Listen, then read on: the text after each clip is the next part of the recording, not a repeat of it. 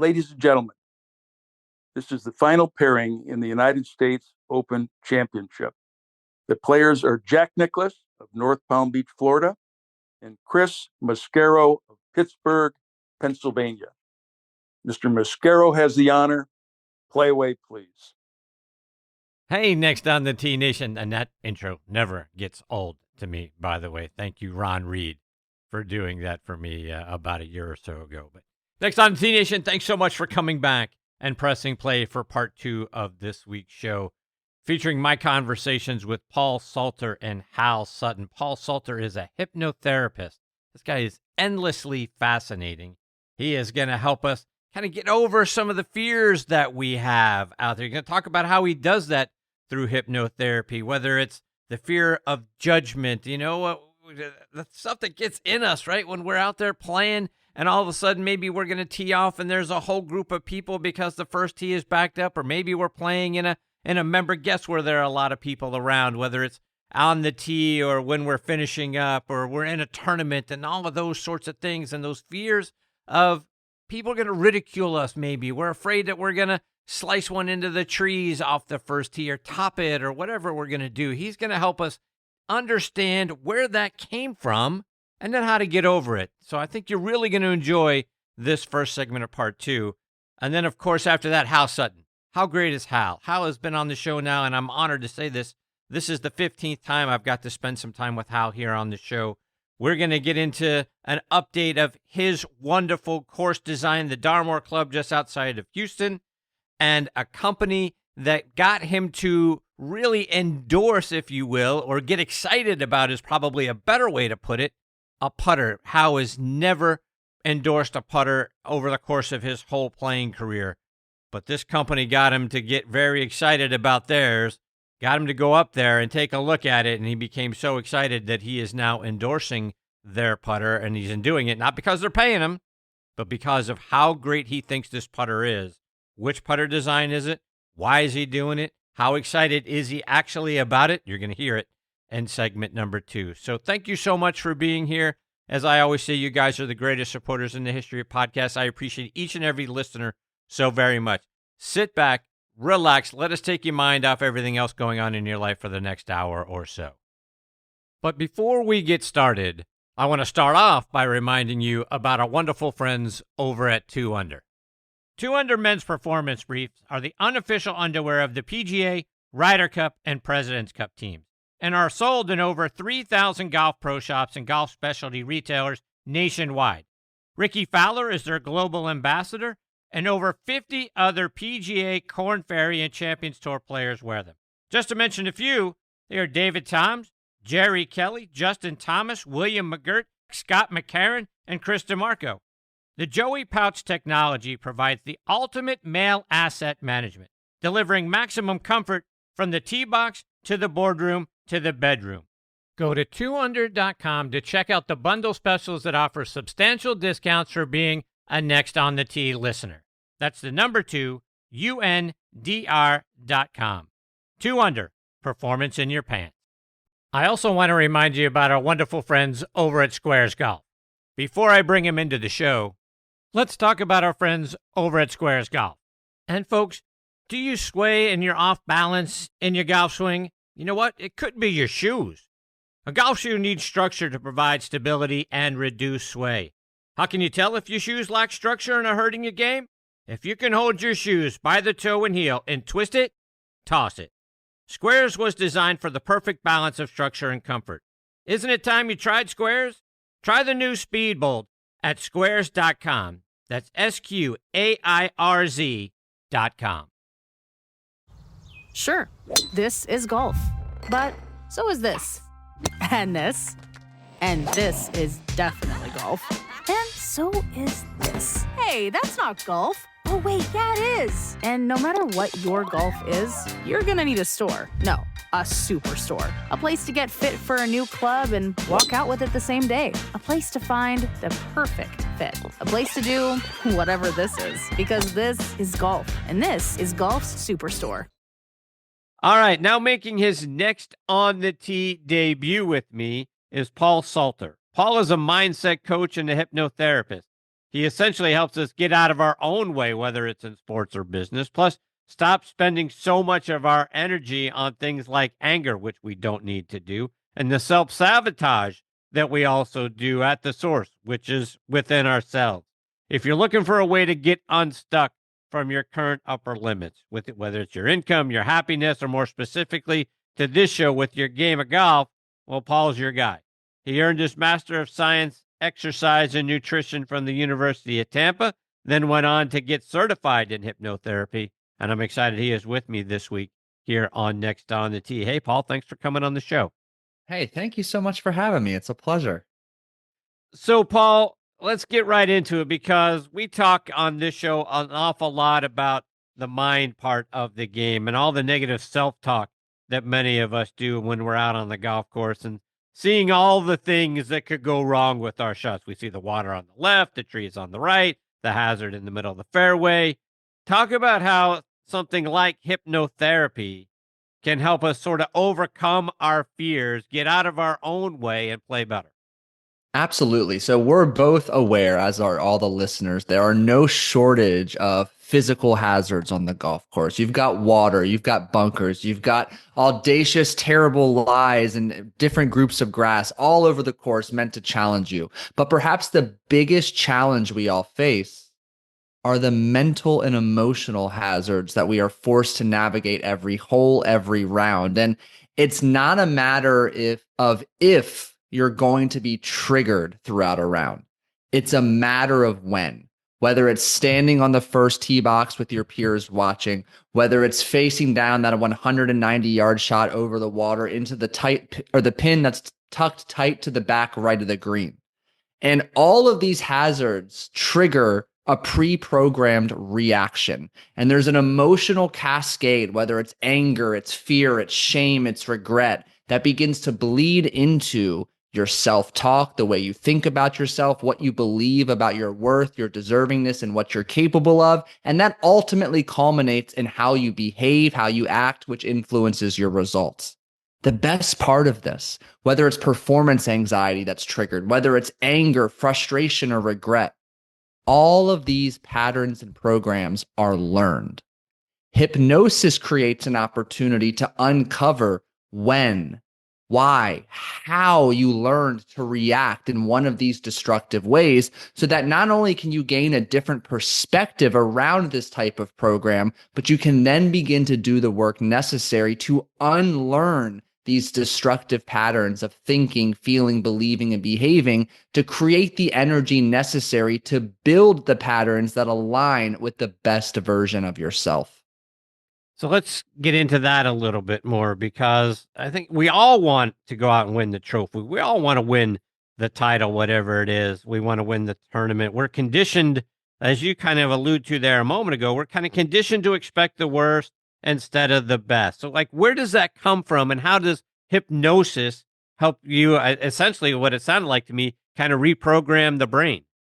Yeah, it's funny, as you know, I am a hypnotherapist, but really what I'm doing with my clients is dehypnotizing them. You know, our upbringing, our parents, our environment, society, our sources of entertainment begin to plant the seeds early in childhood, you know, especially those first 7 years, so formative where we're like sponges. Science and researchers estimate the first 7 years of our life, 95% of our belief system is formed. And I'm talking about beliefs about what we feel we are deserving, worthy, and capable of. Belief about others, belief about life. So we walk around as adults carrying a collection of beliefs that aren't even ours. And as we begin to now connect this back to the golf course, the challenge most people face is rooted in fear. First and foremost, we're all as human beings biologically wired to fear judgment, abandonment, and rejection. I call this the fear jar. And that's simply because thousands of years ago, if you were abandoned, judged, or rejected from your tribe, well, guess what? You were kicked out and you either starved to death or you were eaten by that saber-toothed tiger. So here we see it show up on the golf course, as silly, outdated, and irrational as it might seem, when we have, for example, too much success. Do we run the risk of being kicked out of our tribe, our regular playing group, because we create envy, we create resentment and treatment between us, our peers, and our playing partners?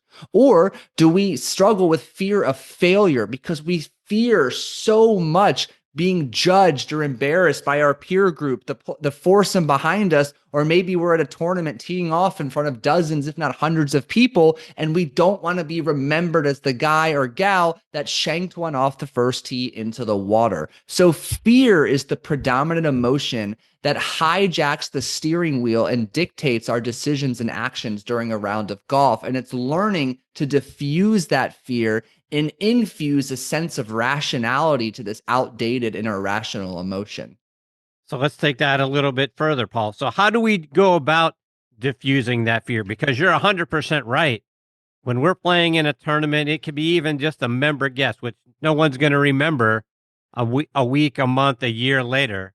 But boy, when you get on that first tee, or if you're fortunate enough to be in the twosome that has an opportunity to win your flight, and now all of a sudden it's a playoff, and now everybody's gotten in their carts and they're going to watch this playoff, boy, the fear starts to bubble up in all of us. How do we overcome that and diffuse that fear?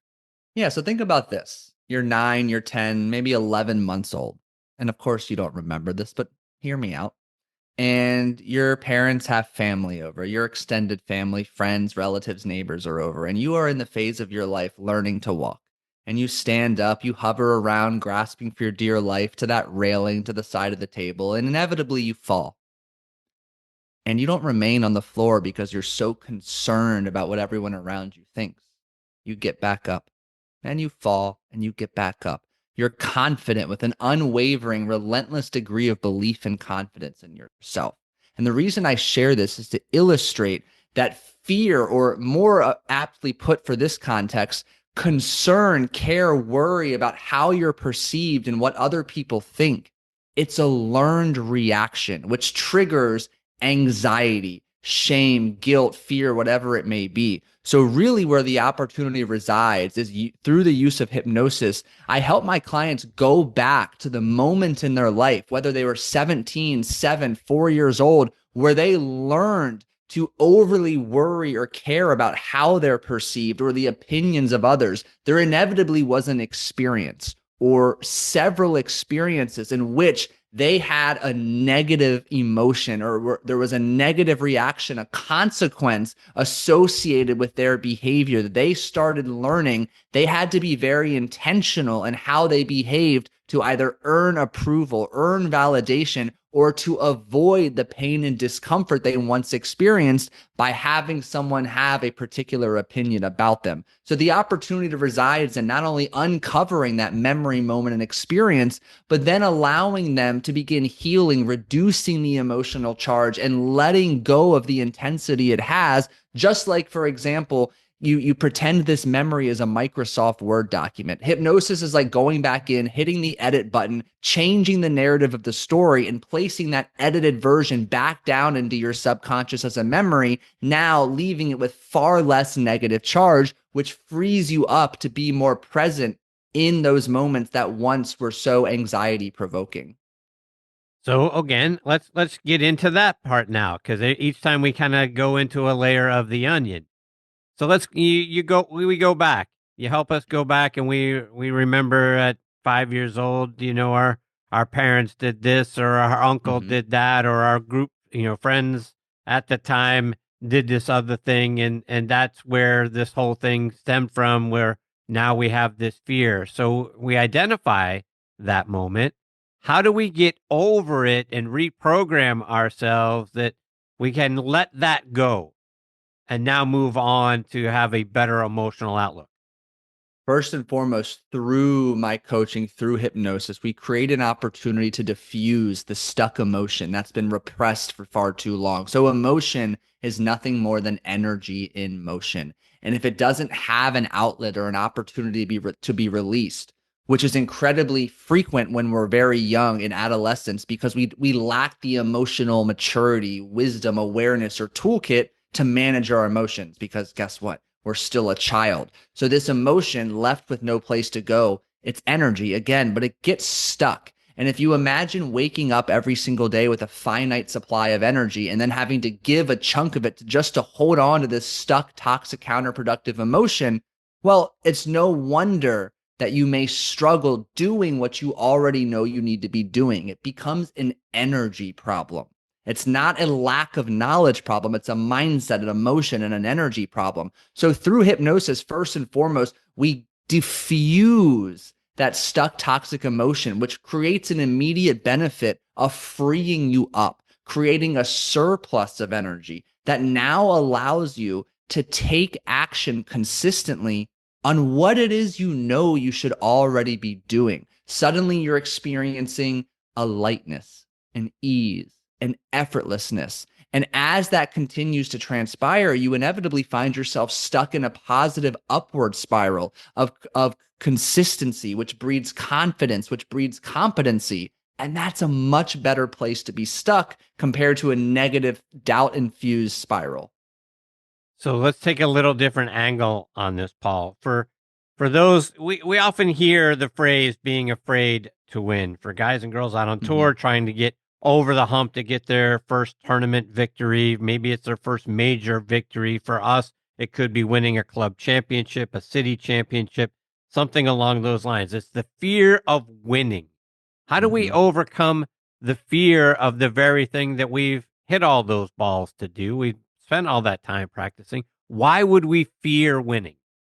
Yeah, it's a fantastic question. And I'll begin by just reiterating this is the single most frequent challenge I help some of the best athletes, high performers, business owners, and entrepreneurs across various industries work through. It's incredibly common, and more so the higher up in the ranks of notoriety and success you go. And I think it's important to acknowledge to rationalize this fear of success, because kind of as you alluded to, Chris, it sounds silly. We pour so much of our time, our energy, and our effort into achieving this goal, yet simultaneously we are so afraid of it. And the reason is we've all heard the cliche or the expression, success occurs outside our comfort zone. Well, we are all blessed with a subconscious mind that has one objective, and that is to keep us safe. Anything outside our comfort zone is foreign, is uncertain, is unfamiliar. It's a red flag. It's dangerous. If we have the degree of success that we desire, well, first and foremost, that requires a massive identity change. And that identity change encompasses a different way of thinking, feeling, believing, and behaving. That identity change is a threat to our current identity. And that's incongruent with your subconscious's goal of prioritizing safety. So there's a real threat at hand there, and our subconscious will find no shortage of sneaky ways to sabotage our effort. But number two, with that newfound level of success comes more pressure, more responsibility, more expectation. Was it a fluke? Did it happen by chance? Was it luck? Can I repeat that? Can I sustain that? And the thought of having to sustain the success now becomes even scarier, because it's like, did I deserve it? Was I lucky? And suddenly it's all of these competing forces that keep us grounded in a pattern of 2 steps forward, 3 steps backward. So what we have to do is begin to raise our level of safety, meaning raising the level of success of which we feel safe at. And there will be moments in said individual's past in which he has either had a taste of success or been on the verge of success, and there was a pre-programmed emotional reaction that they experienced. So we need to go back to those moments. We need to lessen the emotional charge. We need to create safety around performing under pressure to free them up, which allows them and gives them permission to stop pushing, stop pressing, trying to force the success, and instead expecting the success from a place of calm, from a place of ease. And that inevitably adds up to creating the success they've been chasing. So this brings a couple of things to mind. You just said, did we deserve it? I think about a couple of players that I've been, fortunate to talk to over the years on this show, that society placed on them. They got lucky to win that tournament. He's a one-hit wonder. And then you layer on top now social media, where you've got so many trolls out there saying terrible things for what reason I have no idea. But now you've got all these societal things that are coming on to a player out there, which I can easily see turns into self-doubt. So how do we not let that happen? If I'm a player and, I went out and I won a major. Well, that guy got lucky. We never even heard of him before. And now you got, like I say, you got the trolls out there on social media that are going to condemn the player and say he didn't deserve to win and all this and that. How do we block that stuff out when it seems like nowadays it comes at us from so many different angles? Yeah, it's a fantastic question. Two things come to mind. First and foremost, we need to cultivate what I refer to as strategic tunnel vision. And that really implies being proactive in limiting your exposure and what it is that gets into your field of vision that you can see and hear. So maybe it is removing the apps from our phone, finding every opportunity to remove the noise from our environment. And that's easier said than done. These apps are built to be addictive. They're designed to get us to spend as much time as possible. That's the low-hanging fruit. Simple, not easy. The second part is, and I'll give all credit to Dr. Joseph Parent. We shared a wonderful conversation on my podcast on this very topic. But when we talk about confidence, there's essentially three types of confidence. So you allude to this example that's also all too common, where somebody wins, that first big tournament, they get their first PGA Tour win, or they win their first major. And what next? Was it a fluke? Can they repeat? Well, we can look at that person further and begin to determine what degree of confidence do they have. Is it a level of arrogance where they're more or less just trying to feel and share all of these confident word choices and the way they present themselves just to try to convince others while they're simultaneously convincing themselves they're confident, though they're lacking it? Or is the person who won that tournament conditionally confident? They only feel confident when they've recently won or when external circumstances help them to feel good. What we're really looking for here, Chris, is the individual who is unconditionally confident no matter what, an unrelenting belief on themselves. And a lot of their upbringing and environment is going to influence that. But just as we learn to doubt ourselves, this confidence, this unrelenting belief can also be learned as well. And that's really what the nonstop commitment and action around the mental game needs to prioritize, is constantly building your mental bank account of confidence and belief, making daily deposits to ensure you are always in the black in that department. I love it. Paul, for the people that are out there listening, or like me, that say, I need this guy. Boy, this sounds intriguing to me. This could make a huge difference in my life. How can they get in touch with you? How can they follow you? How can they learn more about it? What do they need to do in order to spend more time with you? Yeah, go check out the Scratch Golfers Mindset podcast, particularly episodes 65 and 67. 67 will give you a much deeper dive into hypnosis, what it is, what is not, the science behind it, how it works, how I utilize it to help my clients have massive success. And episode 65 will dive deep into this concept of the upper limit problem, the fear of success that we discussed here tonight. And then aside from that, at the Golf Hypnotherapist on Instagram, thegolfhypnotherapist.com are two other opportunities to learn more about me and even set up a time to have a further conversation. Awesome. Paul, I can't thank you enough for taking time out of your night to come and be a part of the show. You're fantastic, my friend. I hope we get this privilege of having you back on the show again soon.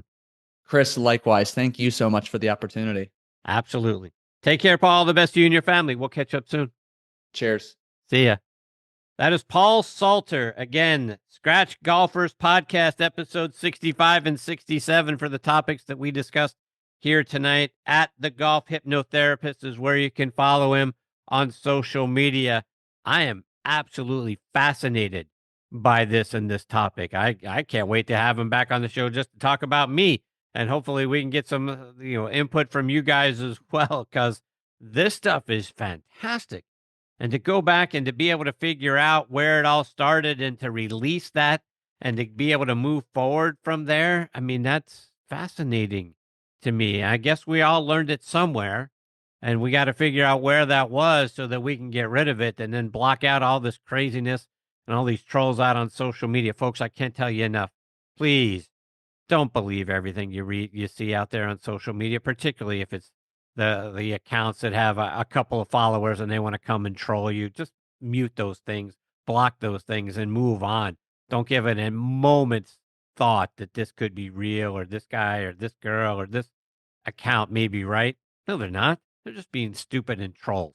I can't tell you how many I see out there, particularly on X, every single day. So let that stuff go. Don't give that a moment's thought. But let's figure out where this whole thing started and where we feel like, you know what, hey, if we got a fear of winning and that is the very thing we're out there trying to do, let's get rid of that and move on and be more successful. Paul's going to help you do it. And we'll get him back on the show and we'll talk more about it, hopefully before too long. All right, now back and next on the tee with me is a guy who's become a wonderful friend that I admire greatly, and that's PGA Tour legend Hal Sutton. For those of you who haven't joined me before when Hal has been a part of the show, I want to give you a quick reminder of a resume that I think should be one that's worthy of being in the World Golf Hall of Fame. He was named the 1980 College Player of the Year, won 14 times during his college career at Centenary in Louisiana, was a two-time All-American, led Centenary to the NCAA tournament. He was a two-time Trans-American Athletic Conference Player of the Year, won the 1980 U.S. Amateur Championship, turned pro in 81, got his first win on tour in 82 at the Walt Disney World Classic, and that year he was named the Tour's Rookie of the Year. The following year in 83, all he did was go out and win the PGA Championship and the Players Championship. 1998, he won the Tour Championship here in Atlanta. He famously beat Tiger by a stroke at the 2000 Players Championship. He captained the 2004 U.S. Ryder Cup team. He backed up his 14 college wins with 14 more out on the PGA Tour. He also finished second 18 times, had 135 top 10s, 239 top 25s. And like I said, how that's not in the World Golf Hall of Fame with Hal Sutton, no idea. But I know I am thrilled to have him back with me again this week here on Next on the Tee. Hey, Hal, how are you, my friend? I'm good, Chris. It's always good to talk to you. And happy belated birthday, my friend. April 28th, turned another year. Did you have a wonderful birthday?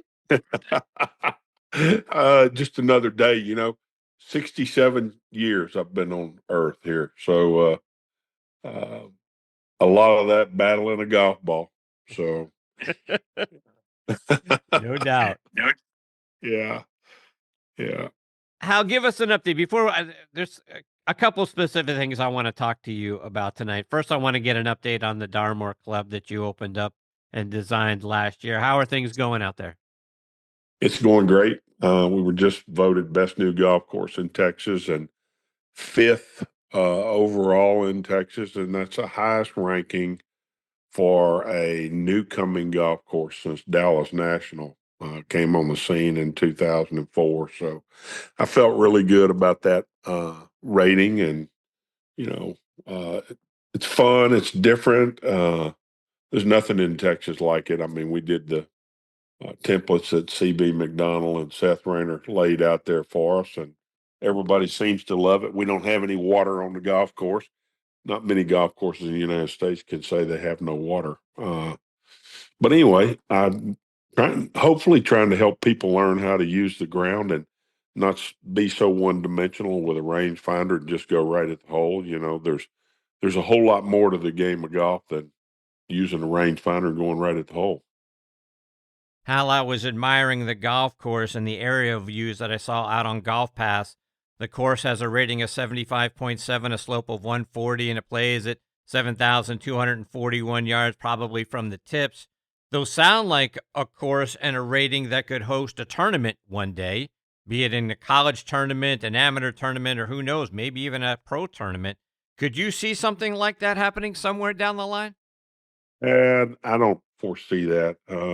Maybe a college tournament at some point, but Columbus is 35 miles west of Katy, and Columbus is only 3,500 or 4,000 people. So, we're not really prepared for a big event. We've got our pick and shovel next week, which is our member guest. So that's our biggest tournament yet. So All right.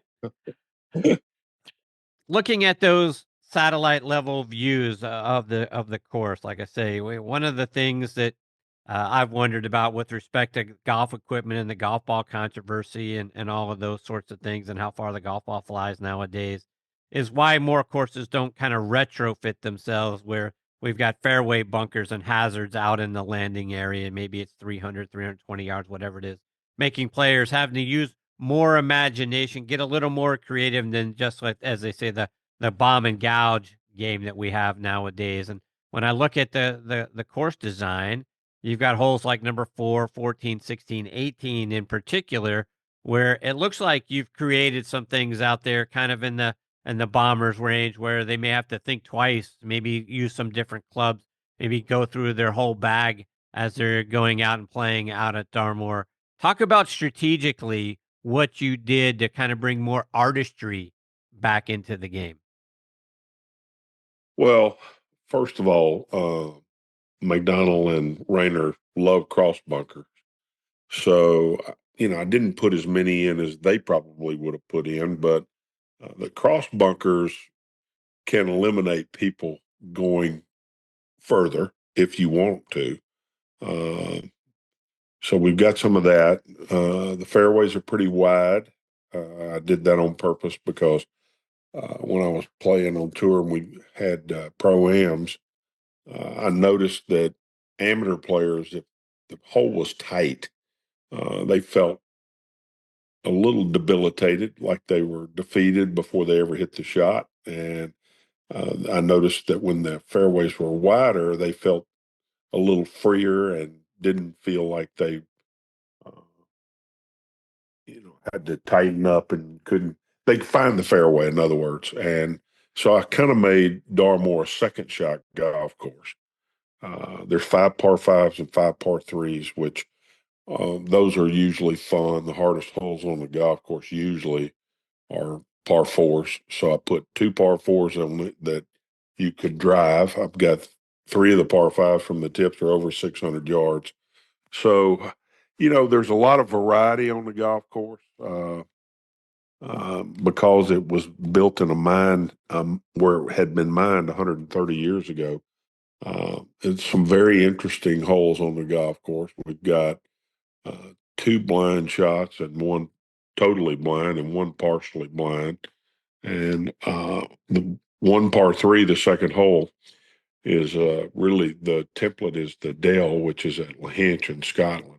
And we've already had 7 hole-in-ones on this hole. Wow. So, and it's totally blind. It's 135 yards.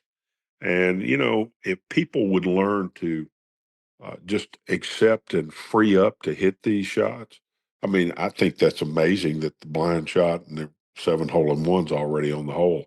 You know, it's it's just freeing you up. You have it's kind of like when we had COVID and everybody was playing golf and there were no pins in the green, so everybody aimed at the middle of the green.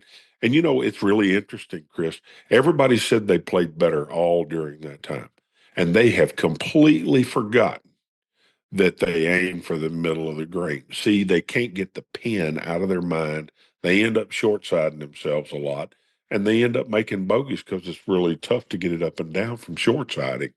So, uh, you know, hopefully at Darmor, have put some of that back into the game, and players will remember that. So let's take that a step further, Hal, because that is something I've tried to adopt in my game because I'm just a weekend warrior. So the idea of actually trying to shoot at a pin to me makes no sense. I'm not that good. So for those that are like me, should we kind of get that out of our mind? Because to your point, we go out there with our rangefinder and we shoot the pin, and now we're going right at whatever it is, as opposed to looking at the green, trying to play for the middle of the green. That gives us some opportunity to have some, plus or minus errors, if you will. So if I'm, whatever the green is, if I'm playing toward the middle, let's just call it 150 yards. If I just aim for that, if I hit it a little thin, maybe it goes to the back of the green. If I hit it a little fat, maybe it comes up at the front of the green. And if I push it a little or hook it a little, at least I'm still around the green. As opposed to when you've got a back left pin and the other side of that is it's going to run off the green and into the rough, or maybe there's a bunker back there, or who knows what trouble lies back there. Would we do ourselves a favor for just playing for the middle of the green every time? Well, I would say yes, but there are those exceptional players out there that, aiming at the middle of the green is only on an occasion that they would do that. One of the things that I'll add to what you were just talking about, aiming at the middle of the green, you said 150 yards. Uh, there's three clubs you could probably hit 150 yards in your bag, but you would choose the one that will only go 150 yards if you nuke it. And most of the time, we're short because no one will ever pull enough club. Jackie Burke, my good friend, who's not with us any longer, used to tell me that the right club is whatever club you can easily hit over the green, and then you back up a little bit. So, most people out there that are listening to us right now, if they're really truthful with themselves, they know they don't hit enough club most of the time because they fear going over the green. So, you know, so seldomly do people hit it over the green that I don't know why they're afraid of doing it. But anyway, pull more club. That's all I'm saying. So how do you back up? Let's take that a step further, right? If 150 yards for me is like you say, if I nuke it and I hit it in the middle of the face and all that, everything goes perfectly, and I do that, 2 out of 10 times, but I can take a 7-iron and hit it 160. How do you make that adjustment? How do you back it off? Well, I just rotated slower is what I did. Um, you know, Body rotation. I mean, I always tried to connect my arms to my body, and the speed of my rotation dictated how hard I hit it. Um, you know, I never tried to. I wasn't one of these guys that I was trying to hit it hard all the time. My good friend Nick Price used to say, "Why don't you swing at it a little harder, Hal?" I always thought I was swinging at it hard. It was, you know, I never did swing at it hard. I watch these guys today, and they swing so fast. And I never tried to create that kind of speed. I was trying to uh, control the shot, and different game now. Indeed, it is. You see how relaxed I am about it, Chris. I don't have to wake up tomorrow and play really well. How I want to switch gears a little bit because you recently started partnering with Makefield Putters. You've never endorsed a putter in your career that I'm aware of. Um, I when I take a look, I these guys have something really special going on. I kind of wanted to get your thoughts about what made you decide that this was the putting manufacturer that you wanted to align yourself with.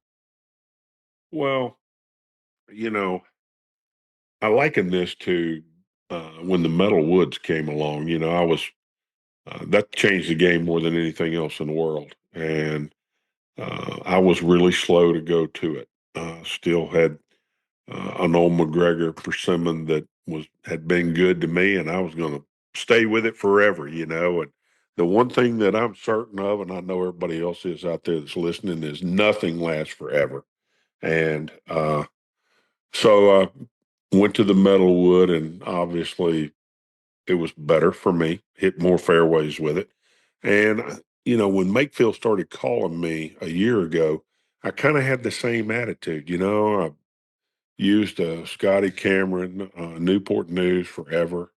Uh, it's been good to me. I'm just going to stick with it, and slow to advance with the technology. And they stayed persistent with me. And finally, I said, let me come to Philly, and I want to go through a fitting and see what y'all do and how y'all make these putters.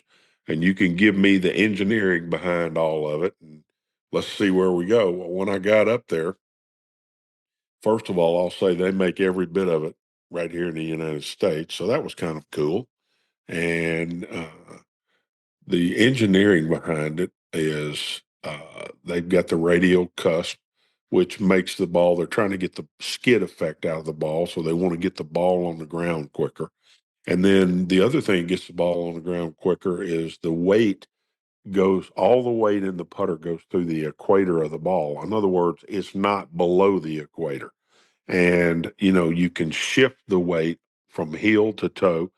They have three different weighting systems so that you can make the toe speed up, slow down, heel, vice versa, speed up or slow down, and you're in control of it. And what does all that mean? Well, once you go through high speed cameras and you see what your stroke is doing, which mine was a tiny bit across. So what does that mean? Well, if the ball is spinning from left to right and it gets airborne whenever it hits the ground, it's going to spin to the right more.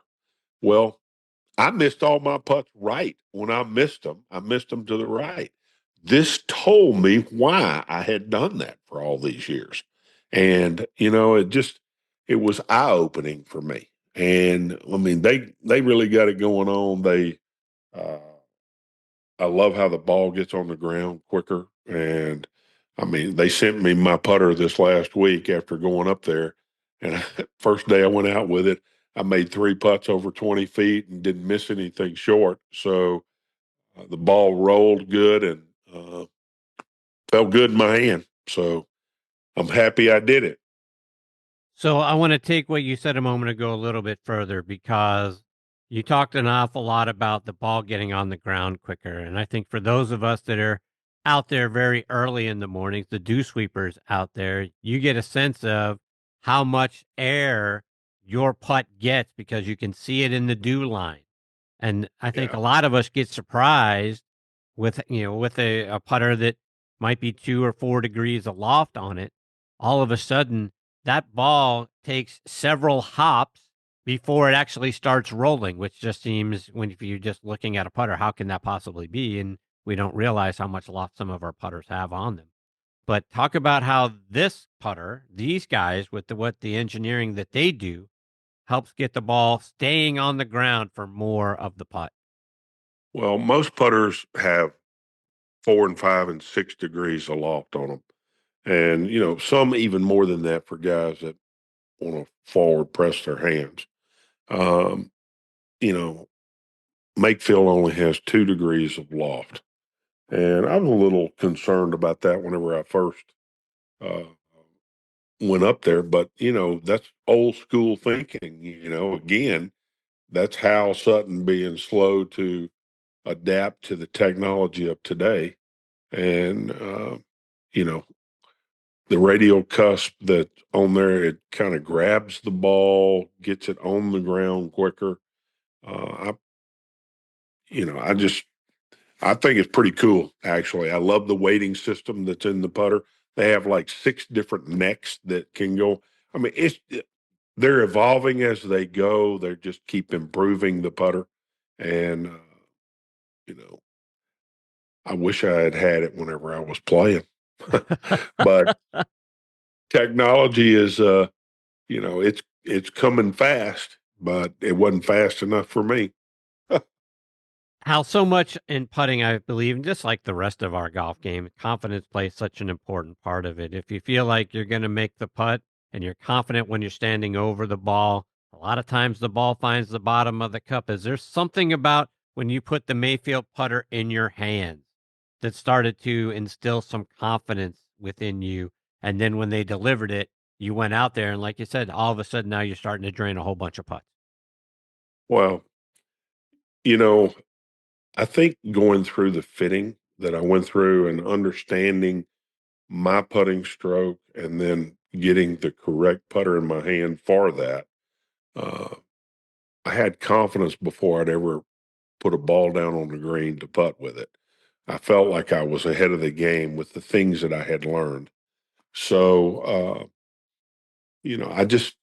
I think it's a complete system. You need to understand the whole thing, really. And, I mean, whether you go and get fitted for it or not, if you know you're across it, most people know they're across it. I wasn't a whole lot across it.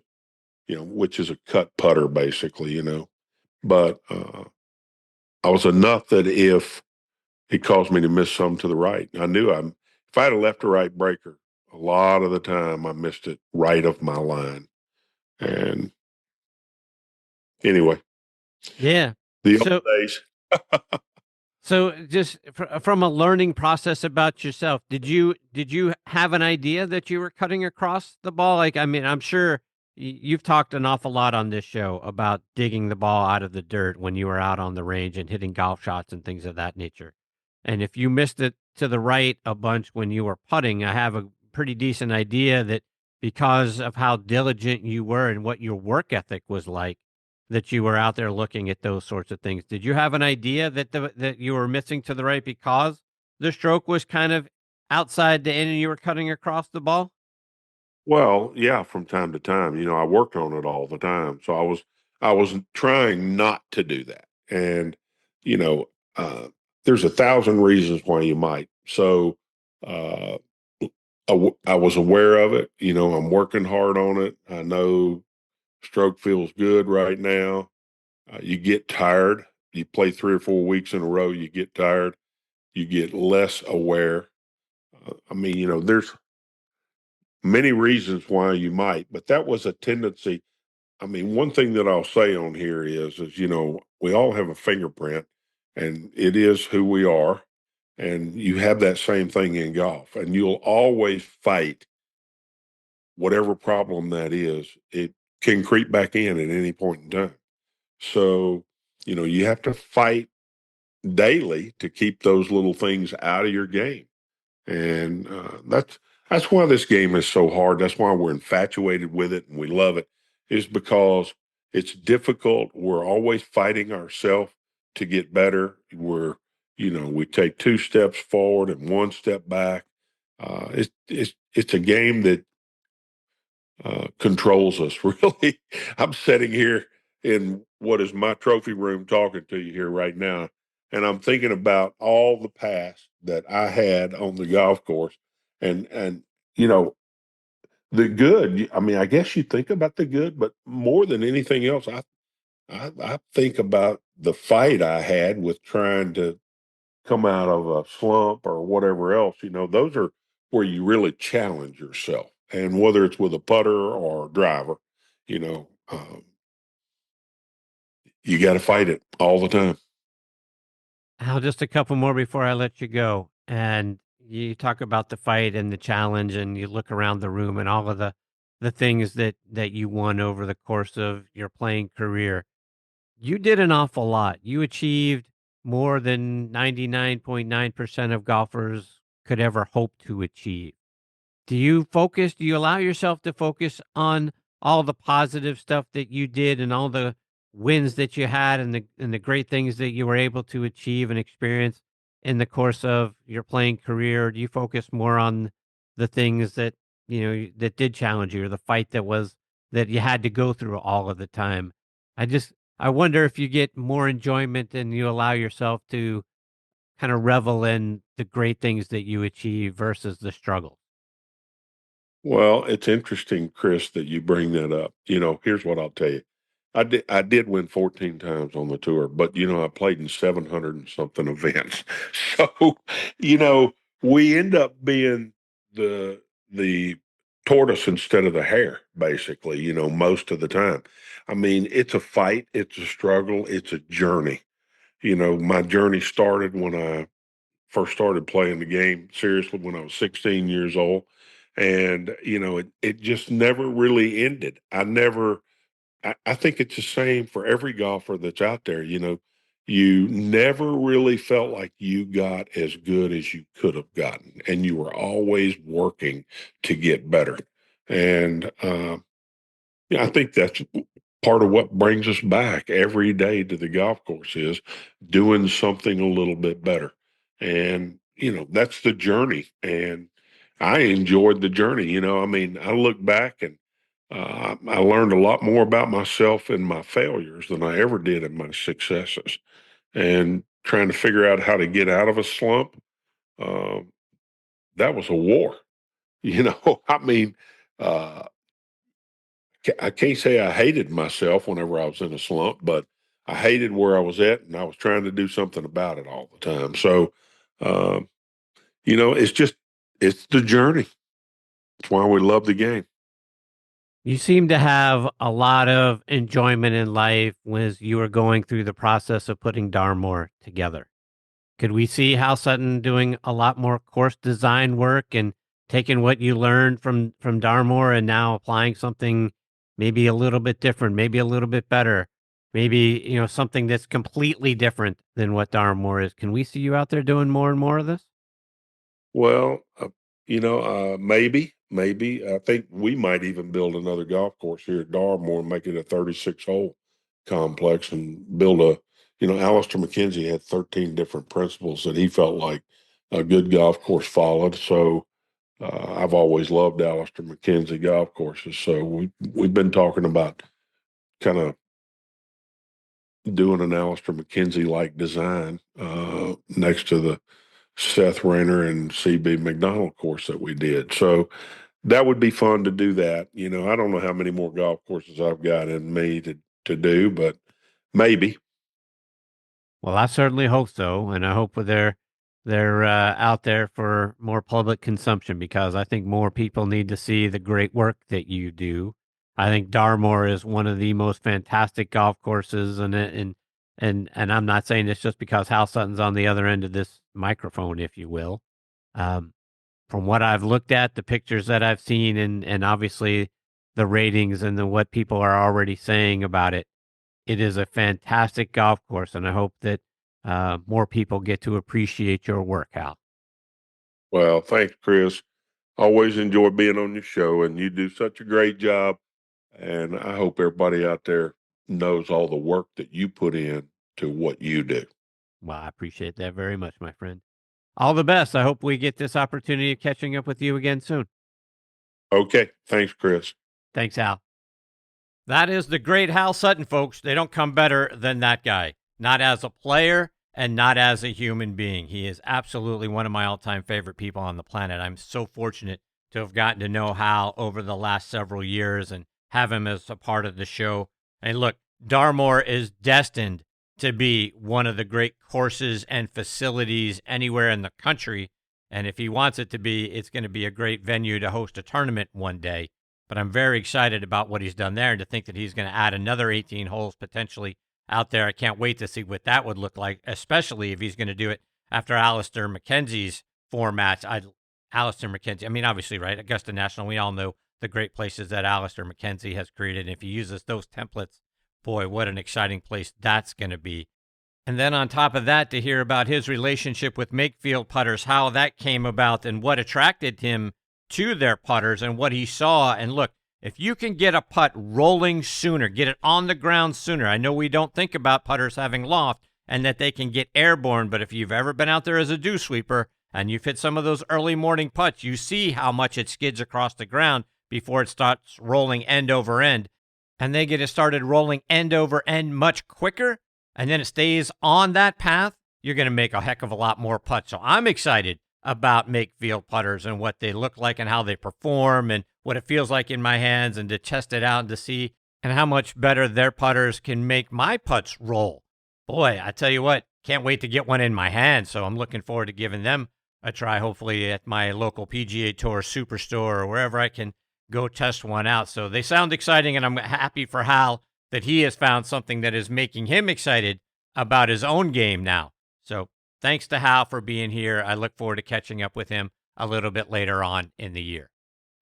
All right, my friends, it is time for me to put a bow on this special edition of Next on the Tee. I can't thank enough my guests, Tom Patry, Mike Malizia, Paul Salter, and Hal Sutton for joining me this week.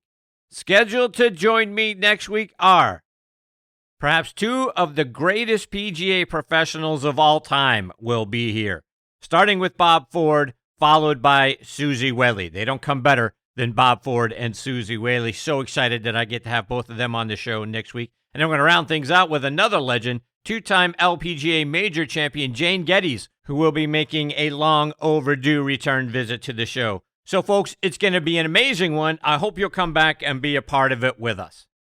I want to thank our friends again over at the Pittsburgh Tribune-Review for hosting this show on their site. For coverage of everything going on in Western Pennsylvania, including your favorite sports, go to triblive.com. You can find this show by then clicking on the Sports section tab, and the most recent episode is going to be available front and center for you on the homepage of the Sports section. Or you can click on Sports and then Podcast Network. You'll see the Next on the Tee logo. Click on that, and many of the most recent episodes from this season are going to be right there for you.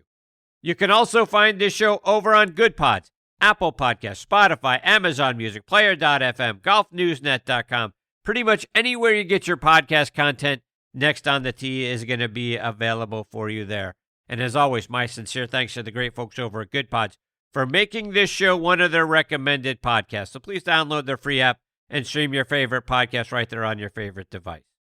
But like I say each and every week, my sincere thanks go out to each and every one of you for being the greatest supporters in the history of podcasts. I can't thank you all enough. Until next week, hit 'em straight, my friends.